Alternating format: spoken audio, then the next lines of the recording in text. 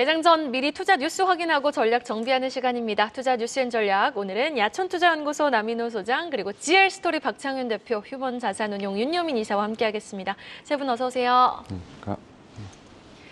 자, 3개월 만에 2,500선을 내준 코스피 지수, 전거래일 시황 점검으로 오늘 이 시간 출발해 보겠습니다. 이 원화 약세로 외국인의 매도세가 지속되는 가운데 치솟는 미 장기물 국채금리, 또 미 연준의 추가 금리 인상 가능성까지 지금 대외적인 부담이 쉽사리 제거되지 못하고 있는 상황입니다. 하반기 우리는 좀 추가적인 하방 가능성도 열어둬야 되는 걸까요? 예, 방금 예수님께 말씀드려서 3개월 만에라는 그 말뜻이 저에게 확 들어왔는데요. 어제도 잠깐 말씀드렸습니다만 우리나라 종합주가지수 직전 저점은 7월 7일 날 나왔던 2,515포인트였습니다. 그런데 어제 우리 주가지수가 장중에 얼마까지 갔죠? 2,482포인트까지 갔습니다. 말 그대로 3개월 만에 2,500이 붕괴되는 모습이었는데요.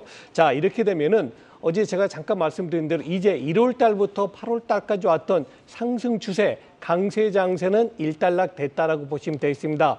자, 여러분, 여름이 끝나면 바로 겨울이 오는 거 아니죠? 가을이라는 구간이 있지 않습니까? 그러면 이제 상승 추세가 끝났으니까 오늘부터는 하락한다는 뜻이냐? 그렇지가 않습니다. 이제는 횡보 구간에 들어가는데 과거 사례를 보면 짧게는 한 달, 길게는 3달 정도가 횡보 구간이 나옵니다. 그럼 이 구간에서 우리들이 가장 먼저 급선무가 무엇입니까? 바로 저점을 찾는 겁니다. 제가 아까도 말씀드린 대로 2,482포인트는 어제 나왔던 저점입니다. 그런데 그것이 다음 주까지도 계속 저점 역할을 할까요? 그건 아직 모르는 겁니다. 제가 늘 강조드린 대로 미리 예단하지 마시고 2,482가 정말 지수의 저점 역할을 하는지 하지 않는지는 당분간 보셔야 될 것 같습니다. 그동안에 우리는 강세장에 대한 전략을 가졌다면 지금부터는 9월 혹은 10월 달까지는 이제 횡보 구간에서 어떤 투자 전략을 가져야 되는지 거기에 주목하셔야 된다고 판단합니다. 네, 알겠습니다. 또 전통적으로 하락장을 보이는 8월, 올해에도 그 전통을 깨긴 쉽지 않아 보이는 가운데 지금 본격적인 하반기에 들어서는 길목에서 우리 개인 투자자분들 참 많이 답답하실 것 같습니다. 어떤 전략 가져가는 게 좋을까요, 윤여민 이사님? 네, 지금 하락에 대한 부분들, 특히 염려가 나면서 나왔던 이제 두 가지 어떻게 보면 가장 중요한 원인이 이제 중국의 이제 부동산 경기, 그다음에 이제 연준의 금리 문제 관련된 부분이라고 좀 생각이 드는데, 사실은 이제 부동산 관련된 부분 같은 경우는 2021년부터 계속 좀 제기된 사안이라고 좀 말씀드릴 수 있을 것 같고요. 뭐 연준의 지금 금리 관련된 부분도 사실은 뭐 올해 내내 지금 어떻게 보면 지속되었던 얘기이기 때문에 저는 뭐 지금 지수 자체 같은 경우는 그런 부분을 반영한다고는 하지만 뭐 저는 과도한 반영이 아닐까라는 생각을 하고 있고, 시장 같은 경우는 분명히 학습 효과를 좀 가지고 있다라고 좀 생각을 하고 있습니다. 뭐 그런 측면에서 보게 된다고 하면 지금 상황은 단기적인, 제가 볼 때는 지지라인을 만드는 구간이 아닐까라는 좀 생각을 하고 있습니다. 그리고 이제 어제 좀 이제 시장 자체를 봤을 때도 결국 이제 일반 업종 중에서도 대장 들어갈 수 있는 반도체라든지 뭐 2차전지 같은 경우가 좀 반등을 하게 되면 지수는 분명히 제가 볼 때는 반등할 수 있는 구간에 좀 들어갈 수 있지 않을까라는 좀 생각을 하고 있습니다. 뭐 그런 측면에서 보게 된다고 하면 반도체주를 중심으로 해서 특히 이제 코스피 같은 경우는 제가 볼 때는 분명히 기술적 반등이 가능하지 않을까라는 좀 생각을 하면서 오히려 지금 이러한 좀 조정, 하락에 대해서 좀 포트폴리오를 좀 리밸런싱할 수 있는 좀 그러한 기회를 좀 갖는 것이 어떨까라고 좀 말씀을 드려보도록 하겠습니다. 리밸런싱을 그럼 어떤 종목 위주로 좀 해보는 게 좋을까요? 일단 뭐 반도체 같은 경우는 저는 충분히 이제 한 바퀴 돌았다고 생각을 합니다. 선수단이 한 바퀴 돌았다고 생각하는데, 최근에 좀 어떻게 보면 HBM 관련된 쪽, 뭐 DDR5 관련된 종목들 같은 경우도 거의 과대량폭으로 좀 내려왔습니다. 결국 이제 기술적인 좀 낙폭이 좀 있는 상황이기 때문에 그런 종목들 혹은 뭐 전통 소부장 쪽을 좀 지금 중심으로 한 저는 충분한 리밸런싱 가능하지 않을까 생각하고 있고, 뭐 반도체뿐만 아니라 2차전지 같은 경우도 양극재를 중심으로 상당히 좀 많이 내려왔습니다. 뭐 에코프로비엠 같은 경우도 고점 대비해서 뭐 40% 이상 좀 조정을 받았기 때문에 이러한 좀 과대 낙폭된 종목들이 상당히 많이 보입니다. 이런 종목들을 중심으로 한 좀 리밸런싱 같은 경우는 충분히 유효하지 않을까라고 말씀을 드려보도록 하겠습니다. 네, 지금 많이 떨어져 있는 전통적인 반도체 소부장 종목들, 그리고 2차전지 양극재 종목으로 우리는 좀 포트를 리밸런싱 해볼 필요가 있다라면서 하반기 그래도 지금보다는 지수가 어느 정도 반등할 가능성이 높다라고 정리를 해주셨습니다. 다음 소식 보겠습니다. 셀트리온 그룹 본격 합병 절차에 돌입하다, 만나보시죠. 어제 장 마감 직후 들려온 소식입니다. 셀트리온 헬스케어를 우선 연내 합병하고 이후 6개월 이내에 셀트리온 제약의 합병을 추진한다라고 밝혔는데요. 박창현 대표님이 좀 자세한 내용 전해주실까요? 이와 관련된 소식, 우리가 기다렸던 소식이 드디어 나오긴 했습니다. 하지만 시장의 반응은 그 전과 같지 않았죠. 사실 코로나 이전만 하더라도 이런 3, 4병에 관련된 소식이 전해지게 되면 보통 두 자릿수 상승, 많게는 상한가까지는 아니지만 그 구상이라고 표현하는 15% 전후까지 상승하는 모습을 토하기도 했었지만 셀트리온 그룹주 폼이 예전과 같지 않다 하는 이런 흐름을 좀 지울 수가 없었습니다. 당장 어제 시간의 단일가에서 반응이 나왔죠. 셀트리온과 셀트리온 헬스케어 각각 1%대의 상승을 기록을 했기 때문에 오늘 일정 부분의 상승 출발이 예상이 되고 있지만 과거와 같은 급등 출발 이런 부분 같은 경우는 좀 눈높이를 많이 낮춰놔 봐야 될 것 같습니다. 일단 구체적으로 나와 있는 팩트를 좀 말씀드릴게요. 셀트리온이 셀트리온 헬스케어를 1차적으로 먼저 합병을 하고 6개월 이내에 셀트리온 제약을 합병하는, 즉 1차적으로 바이오, 2차적으로는 이런 그 케미칼 드러그 사업부를 합병하는 절차로 순차적으로 진행할 것으로 예상이 되고 있습니다. 그리고 그와 관련된 구체적인 시한도 나왔죠. 당장 다음 달 25일부터 10월 20일까지 반대 의사를 접수를 한 이후에 12월 28일 날, 그러니까 올해 말을 기점으로 해서 합병을 하게 되는 부분이고요. 통합 신주는 내년 1월 12일 날 상장하는 일정으로 1차적인 합병 계획을 진행하는 부분으로 지금 예정을 하고 있습니다. 당장 우리가 시장에서 궁금한 거는 그럼 결국 이와 관련된 가격 전략일 것 같은데요. 그동안의 하락장에서 항상 구원투수 역할을 했었던 셀트리온이 이번에는 과연 어떠한 흐름이 나타날 것인가, 이게 관건이 될 것 같습니다. 당장 이번에 그 반대 의사, 그러니까 시장에서 이제 청구할 수 있는 이 가격을 봤더니 셀트리온의 경우에는 15만 813원, 셀트리온 헬스케어의 경우에는 6만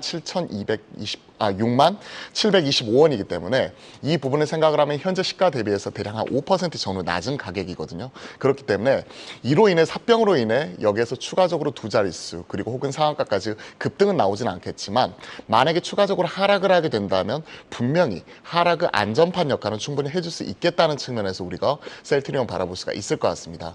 추가적으로 셀트리온 15만 800원 그리고 셀트리온 헬스케어 6만 700원 이 미만으로 떨어지게 되면 분명히 차익거래를 위한 롱숏 펀드 이런 움직임도 나타날 수가 있기 때문에 현 시점에서 가지고 계신 분들 입장에서는 많이 떨어지게 되면 오히려 사볼 수 있는 기회가 있을 거라고 생각을 하고 있고요. 오늘 관건이 된 게 그러면 셀트리온 제약의 경우에는 어떻게 해야 될 것인가? 3, 4병에서 소외가 되었잖아요. 그러한 실망 매물이 일정 부분 있을 거라는 기대감이 있습니다. 하지만 어제 시간의 단일가를 봤더니 오히려 4%대 급등을 맞아요. 했단 말이에요. 시장과 반대되는 이런 흐름이 나왔고 우리가 악재라고 생각했었던 이슈가 나왔는데 오히려 시장 반응은 상승으로 나왔다. 그러면 오히려 저는 추가적으로 살 수 있다고 생각을 하고 있습니다. 그렇기 때문에 오늘 셀트리온 헬스케어를 중심으로 이런 합병 기대감이 어떤 식으로 반영이 될 것인지 얼마만큼 올라올 것인지 1번 체크를 해야 될 것 같고요. 셀트리온 제약이 시간의 단일가에서 4% 올라왔기 때문에 만약에 시가가 4% 이상으로 출발하게 될 경우에는 추가적인 합병에 대한 기대감이 반영되는 거구나 하면서 지켜보시면 될 것 같고 만약에 4% 언더에서 출발하게 된다. 그러면 오히려 시간의 단일가보다 추가적으로 하락하는 실망감이 반영이 되는 부분이기 때문에 당분간은 좀 지켜보는 게 좋을 것 같다. 좀 이렇게 말씀을 드려보겠습니다. 맞아요. 이게 지금 시장에서 어떻게 좀 받아들이는지 여부에 좀 관심이 쏠려 있는 가운데 일단은 셀트리온 측은 바이오 의약품 개발부터 판매까지 전체 밸류 체인을 갖게 됐습니다. 원가 경쟁력 확보가 가능할 것으로 기대되는 가운데 지금 셀트리온 주가 보세요. 14만 원까지 내려가 있거든요. 하루빨리 조금 반등의 힘을 좀 보여주길 기대해 보도록 하겠습니다. 자, 다음 이슈입니다. 지금 올해 상반기 코스피 상장사의 영업이익이 무려 반토막이 났다고 합니다. 반토막 난 올해 상반기 상장사들의 영업이익, 지금 매출은 늘었는데 영업이익은 이렇게 뚝 떨어졌다고 하거든요. 예, 어느 정도 예상은 했죠. 2분기가 가장 어려울 것이다. 제일 힘든 구간이 될 것이다라고 다 예상을 했습니다만 예상보다 더 큰 폭의 하락세를 보이고 있습니다. 전체 매출은 작년하고 똑같습니다. 2분기에 약 695조로 큰 이상이 없는데요. 문제는 영업이익하고 순이익의 감소 폭입니다. 영업이익은 28조를 내가지고 전년 동기 대비해서 52%나 줄어들었고요. 또 순이익은 18조밖에 나지 않아가지고 전년 동기 대비해서 거의 60%가 감소했습니다. 자, 문제는 뭐냐면 2분기 실적 안 좋을 거 알았기 때문에 그건 그렇다 칩니다. 주가는 어떻습니까? 여러분, 주가는 10% 이상 올랐습니다. 그건 무슨 얘기죠? 기업의 실적은 50% 절반가량 나빠졌는데 주가는 이미 10% 정도 올랐다. 그래서 주식시장이 선반영을 하는 시장이라는 거 아니겠습니까? 그 문제가 굉장히 크게 작용될 것 같은데 가장 큰 문제가 뭐죠? 반도체입니다. 이렇게 우리나라 금년 2분기 실적이 안 좋은 게 반도체 영향이 제일 큰데 반도체는 뭘 기대했습니까? 3분기부터는 좋아질 거야. 2분기까지는 어렵지만 3분기부터는 디램 가격도 올라가고 또 낸드 가격도 올라갈 거야. 기대를 했죠. 그런데 지금 분위기는 어떻습니까? 아니야. 반도체가 어쩌면 3분기까지도 어려울 수 있어. 이런 시장 분위기 아니겠습니까? 결론입니다. 자, 이렇게 모든 상황이 안 좋아진다 그래서 그러면 바로 오늘부터 주가는 폭락하고 또 경기는 침체되느냐? 그건 아니라는 것입니다. 아까도 제가 잠깐 언급했습니다만 주가란 것은 미리 선반영되는 분위기를 많이 나타내거든요. 벌써 8월 중순이 넘어섰고요. 이제 다음 달부터 또 9월 달 들어가기 때문에 이제는 연말 경기에 대한 기대감을 나타낼 겁니다. 섣불리 너무 경기 침체라든가 이런 표현보다는 경기 회복 국면이 약 1분기 정도, 한 3달 정도 뒤로 늦춰지고 있구나 이렇게 판단하시는 것이 가장 정확한 분석 같습니다. 네, 경기 회복 국면이 어느 정도 좀 지연되고 있는 상황이다라고 말씀을 해주셨는데요. 이렇게 상반기도 안 좋았지만 3분기 실적 개선 전망치까지 하향되는 상황 속에서 반도체 업계 불황도 지속이 되고 있습니다. 다음 기사입니다. 삼성전자에 우리 한번 초점을 맞춰볼까요? 지금 삼성전자의 중국 매출이 최근 1년 사이 급감을 했습니다. 급감할 수밖에 없었죠. 지금 주가도 보면 8만 전자 회복이 쉽지 않아 보이는 모습 속 6만 원 선까지 출렁이는 상황인데 지금 주주분들 참 걱정 많으실 것 같거든요. 네, 정리해 주시죠. 박승훈 대표님. 네, 우선 지금 주주분들이 상당히 걱정이 많으실 것 같아요. 하지만 제 개인적인 결론을 말씀드리면 크게 두려워할 필요는 없다라고 좀 말씀을 드려보고 싶습니다. 일단 우리가 결국 시장에서 반도체 관련된 종목들을 살 수 있을 것인가 이 부분을 생각할 수가 있을 것 같은데 현 시점 2차 전지 주도하고 있었던 부분이 쉬어가고 있는 와중에 그 반대급부적으로 대안을 될 수 있는 부분을 생각을 해보게 된다면 시장에서 마켓 파이가 그 다음으로 가장 큰 반도체가 그 대안이 될 수 있다고 생각을 하고 있습니다. 일단은 그 근거에 대해서 생각을 해봐야 될 것 같은데요. 우리가 이런 IT 관련된 종목들, 테크 관련된 종목들은 주가를 2개 분기에서 3개 분기 정도 선행을 한다고 합니다. 즉 6개월에서 대략 9개월 정도 주가를 선행한다고 보았었을 때 주가가 꺾이는 시점은 우리가 피크 아웃에 대한 우려, 걱정을 하고 있을 시점인데 현 시점 우리가 피크 아웃에 대한 걱정을 하고 있나요? 최악은 지나고 이미 바텀 아웃을 지나가고 있는 구간에서는 사실은 추가적으로 업사이드를 바라봐야 될 때지 피크 아웃에 대한 우려 때문에 먼저 주식을 파는 시기는 아니라고 생각을 합니다. 구체적으로 이렇게 말씀을 드려볼게요. SK 하이닉스 실적을 보시면요. 1분기에 영업이익 3조 3천억 적자가 났습니다. 2분기는 적자폭을 2조 9천억으로 줄였습니다. 즉 최악은 지나가고 있다는 게 우리가 숫자로 확인을 했죠. 그럼 3분기 실적은 어떻게 될까요? 3분기 실적 추정치는 2조 9천억에서 이제는 1조 7천억까지 적자폭을 줄일 것이다 하는 이런 기대감이 있고요. 올해 전반으로 보면 10조 원 적자에서 내년에는 3조 원 흑자, 내후년 25년에는 6조 원 흑자로 이렇게 올라갈 것으로 기대가 되고 있습니다. 그러면 현 시점에서 이렇게 실적이 우상향하고 있는 구간에서 과연 IT 소부장 꺾일까 생각을 해보게 된다면 미리 6개월에서 9개월 선 반영한다고 하더라도 지금부터 미리 우리가 먼저 피크아웃을 걱정할 필요는 없겠다 하는 생각을 가질 수가 있을 것 같아요. 그렇게 본다면 오히려 IT 소부장 입장에서는 올해 말 그리고 내년 초까지 이런 매크로 환경이 불안하다 하는 이런 우려가 나올 때 오히려 살 수 있는 기회가 되지 않을까 저는 이렇게 생각을 하고 있습니다.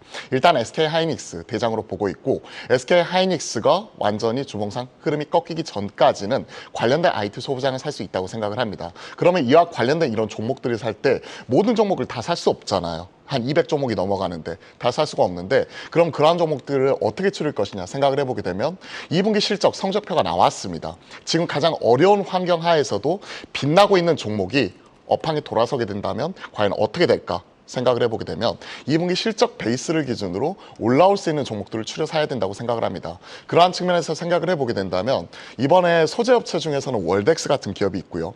장비업체 중에서는 에로티베큐이 좋은 성적을 내놨고 시장 반응은 별로였었지만 파크 시스템즈 같은 경우도 실적으로서 자기 존재 가치를 증명했다고 생각을 합니다. 다시 한번 말씀드리지만 가장 어려운 환경 안에서도 빛나고 있는 종목이 업황이 돌아서게 되었을 경우에 여기서 추가적으로 업사이드, 재평가를 받을 수가 있기 때문에 이러한 종목들을 챙겨보고 너무 두려워하지 말고 오히려 빠질 때 사서 모아갈 수 있겠다는 측면에서 말씀드려보겠습니다. 네, 알겠습니다. 어려울 때 선방하고 있는 기업들이 이제 업황이 좋아졌을 때도 특히 업사이드가 훨씬 더 위로 열려 있을 수 있다. 월덱스와 SK하이닉스 한번 주목해 보도록 하겠습니다. 자, 그럼 삼성전자 주주분들이 또 얼마나 지금 걱정이 많으시겠어요. 삼성전자에 대한 주가 전략도 좀 정비를 해봐야 될 것 같은데 윤여민 이사님 어떻게 보십니까?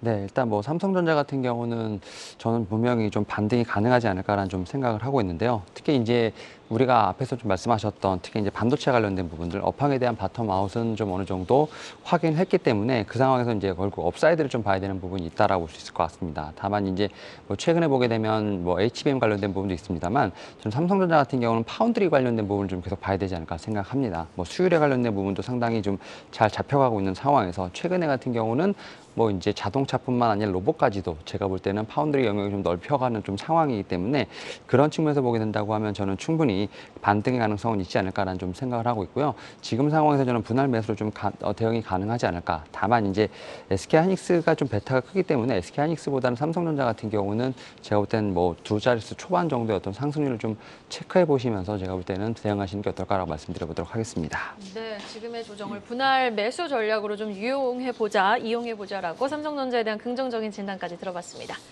자, 여러분, 이번 주 시장은 미 국채 금리 급등에도 위축이 됐지만 중국의 디플레이션 우려에도 한껏 날을 세웠습니다. 전날 급락한 리오프닝 관련주 이야기로 다음 이슈 이어가 볼 텐데요. 지금 이번 주 중국이 예상보다 좀 부진한 그 경제 지표를 발표하지 않았습니까? 지금 중국 수혜주들 전거래를 맥을 추지 못했는데 어제 하락 좀 어떻게 보셨습니까? 어제 시장에서는 좀 중국 관련된 주요 종목들이 지난주 급등에 따른 반대급 부족으로 좀 차익 실현이 세게 나왔었죠. 오히려 기술주, IT 소부장과 2차 전지가 다시 올라올 때 먼저 올라왔었던 중국 소비주들은 오히려 하락하는 모습 자체가 좀 포착이 되기도 했습니다. 하지만 저는 오히려 이렇게 하락할 때가 기회라고 생각을 하고 있습니다. 일단 그 근거에 대해서 우리가 생각을 해볼 필요가 있을 것 같은데요. 지난주에 올라왔었던 이유가 뭐였죠?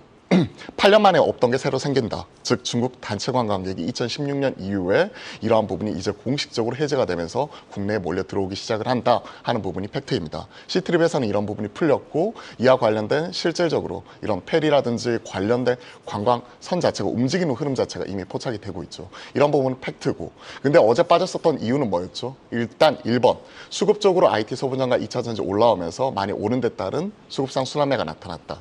그리고 2번 앞서 말씀해 주셨던 대로 중국 경제 지표가 큰 폭으로 둔화되면서 이에 따른 두려움 때문에 꺾였다 하는 부분인데 팩트와 이런 심리적인 측면은 좀 구분해서 놓고 볼 필요가 있을 것 같습니다. 과연 중국 단체 관광객이 그럼 국내에 들어오지 않을 것인가 하는 부분을 생각을 해보게 된다면 중국 경제 지표 둔화에도 불구하고 들어올 수 있는 수요층은 완전히 다르다고 생각을 합니다. 일단 국내 여행객도 보시면요. 지금 아웃바운드 수요 이런 부분 상당히 많은데 그런 부분이 실제 우리 경제 지표가 둔화가 됐다고 경기가 어렵다고 안 나가는 건 아니잖아요. 마찬가지로 두 번째, 요커가 들어오게 되는데 이 사람들은 비즈니스를 하기 위해서 들어오는 사람들입니다. 보따리상이라고 표현하잖아요. 이런 것들을 생각을 해보게 된다면 오히려 이런 심리적인 요인 때문에 오히려 빠지게 되면 살 수 있는 기회를 준다고 생각을 하고 있고 마찬가지로 2분기 실적이 나왔기 때문에 그 안에서 핵심이 되는 숫자가 잘 나왔던 종목들 이런 부분을 살 수 있다고 생각을 합니다. 구체적인 전 탑픽으로서 면세점 쪽에서는 호텔신라 보고 있고요. 외인 카지노 쪽에서는 이번에도 실적 서프라이즈를 기록을 했었던 파라다이스 같은 이런 기업 들은 오히려 이런 심리적인 요인 때문에 밀리게 되면 사야 된다고 생각을 하고 있습니다.